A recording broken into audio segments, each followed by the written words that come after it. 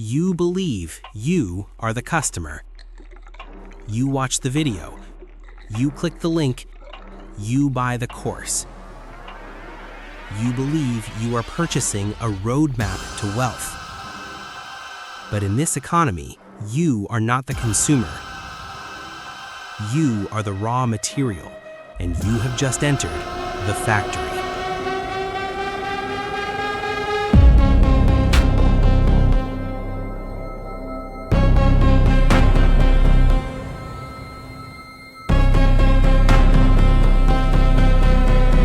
To understand the machine, we must look at the prototype. In 2015, a video ad began appearing before YouTube clips. A man standing in his garage, pointing at a Lamborghini. This was Tai Lopez. Lopez didn't invent the get-rich-quick scheme, but he digitized it. He introduced a concept that would become the foundation of the industry: knowledge as currency. Knowledge.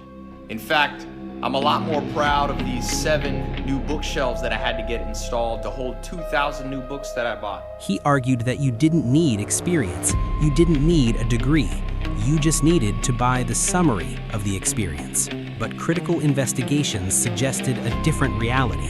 The lifestyle was rented, the wealth was a set piece. Lopez proved a dangerous hypothesis. If you look rich enough, people won't ask how you got rich. They will just pay you to find out. But before the algorithm, there was the bookshelf. To understand the current assembly line of gurus, we must look at the godfather, Robert Kiyosaki.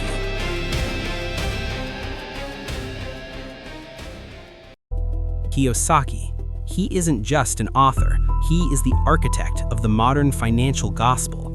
His book, Rich Dad, Poor Dad, sits on the shelves of millions, a purple testament to the dream of financial freedom. He taught a generation that savers are losers and that a job is a trap. But the book was never the product, it was the brochure. Kiyosaki perfected the free seminar funnel long before the internet made it easy. He invited the anxious middle class into hotel ballrooms, promising the secrets of the wealthy.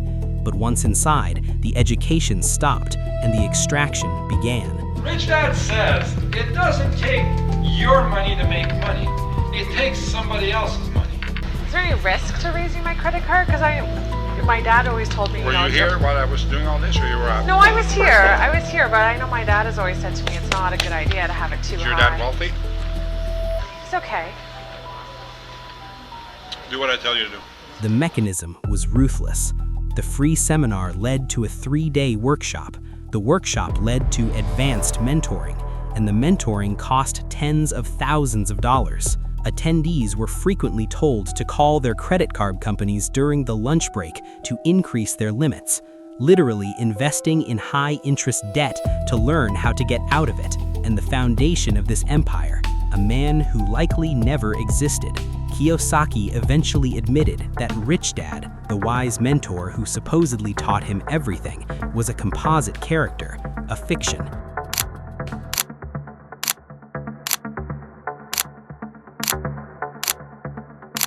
He didn't sell a biography, he sold a parable designed to disable your critical thinking. But the true masterclass wasn't in real estate, it was in escaping consequences. In 2012, his company, Rich Global LLC, was hit with a massive legal judgment.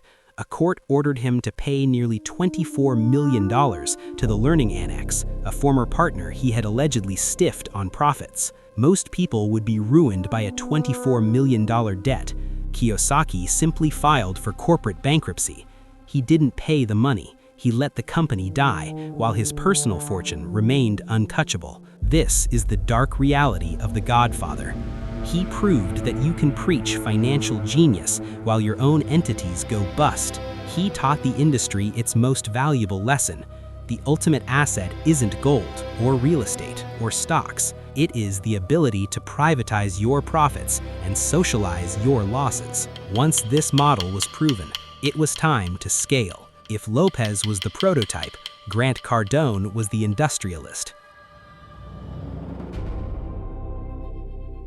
Cardone took the soft promise of the good life and replaced it with aggressive, high-pressure sales tactics. The philosophy was simple.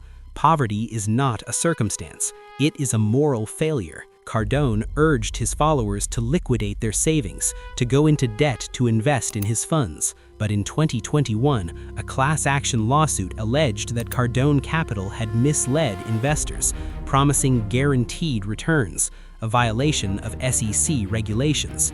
Cardone is a high-ranking Scientologist. You don't really talk about this much from a Scientology factor. Are you involved in Scientology? I've practicing Scientology for 21 years. What would be your response to the people that are anti it? You don't know what you're talking about. The parallels are striking. The hope industry functions like a religion. It has prophets, it has scripture, and if you fail to get rich, it is not because the system is flawed. It is because you did not believe hard enough. As the 2020s approached, the mechanism was refined. Iman Gadzhi represents the aesthetic perfection of the factory. He doesn't look like a salesman, he looks like a movie star. But beneath the cinema-quality production lies a sophisticated psychological trigger known as survivorship bias. $1.5 billion a year on space operations, and a really big slice of that pie is literally to figure out how to transform regular people into superhuman performers. He sells the exception as the rule. But the true genius of the Gadzhi model is the software funnel. He convinces young men that they need to start an agency. But starting an agency is hard, so he conveniently offers the solution, his own software. He creates the problem and then sells you the rent-seeking solution, a version of you that is successful, admired, and free. And that hallucination costs $99 a month. Then, the factory was weaponized. Andrew Tate took the guru model and attached it to a radical ideology. His Hustlers University was marketed as an educational platform. In reality, it functioned as a pyramid of attention. Students were incentivized to flood the internet with Tate's content to earn a commission. He didn't go viral. He paid a desperate underclass to make him viral. While he sold the image of a business genius, Romanian prosecutors alleged his wealth was built on the loverboy method, coercing women into digital sex work. The business guru was, according to authorities, an organized crime boss. But by the time the truth came out, the damage was already done. The factory had finished its product. The true cost of this industry cannot be measured in dollars. Losing $49 is a tragedy for an individual, but dismantling the concept of reality is a tragedy for a civilization. These gurus have convinced a generation that the world is a conspiracy against them, that education is a scam, that democracy is fake, that the only objective truth is found in a Discord server. This is the industrialized brain drain. We are diverting the cognitive power of a generation away from engineering, medicine, and innovation, and trapping them in a closed loop of selling nothing to each other. In the end, the tragedy isn't that a 19-year-old lost his savings on a dropshipping course. Money can be earned back.